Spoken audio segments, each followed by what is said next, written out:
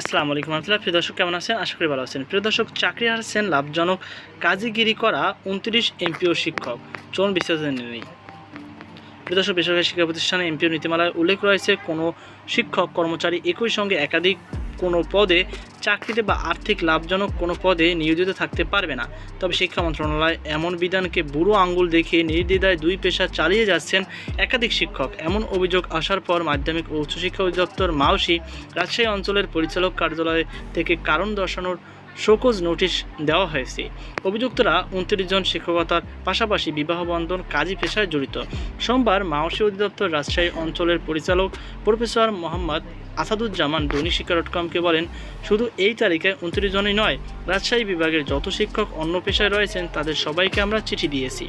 এই ধরনের কাজে আরও অনেকে আছেন। আমরা সবাইকে জানিয়েছি 30 এপ্রিলের মধ্যে তাদের জবাব দিতে হবে। যেহেতু সামনে পরীক্ষা আছে তাই সময় বাড়ানো হয়েছে। ওনারা জবাব দেওয়ার পর তাদের জবাব মন্ত্রণালয়ে পাঠানো হবে।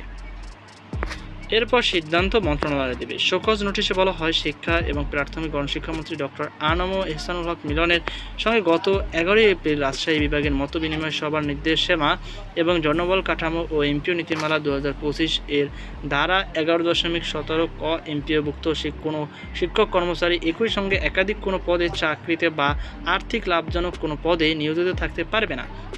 এটি তদন্তে প্রমাণিত হলে সরকার তার এমপিও বাতিল সহ দায়ী ব্যক্তি বা ব্যক্তিদের বিরুদ্ধে বিধি অনুযায়ী শাস্তিমূলক ব্যবস্থা নিতে পারবে। ছকে উল্লেখিত শিক্ষকরা একই সঙ্গে একের অধিক আর্থিক লাভজনক পদে কর্মরত যুক্ত রয়েছেন। নিয়মের ব্যত্যয় ঘটিয়ে কেন আপনারা একই সঙ্গে একের অধিক আর্থিক লাভজনক পদে কর্মরত রয়েছেন তা লিখিত জবাব আগামী 20 এপ্রিলের মধ্যে সশরীরে উপস্থিত হয়ে দাখিল করবেন।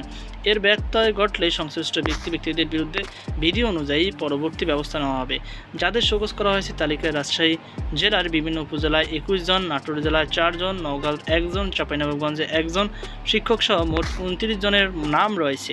এদের মধ্যে রয়েছেন বিভিন্ন ডিগ্রি কলেজের প্রভাষক, সহকারী অধ্যাপক, মাধ্যমিক বিদ্যালয়ের সহকারী শিক্ষক এবং মাদ্রাসার সুপারিনটেন্ডেন্ট ও মৌলবীরা। তো প্রিয় দর্শক, এই ছিল আমাদের সর্বশেষ আপডেট। সকল বাধা আল্লাহ হাফেজ।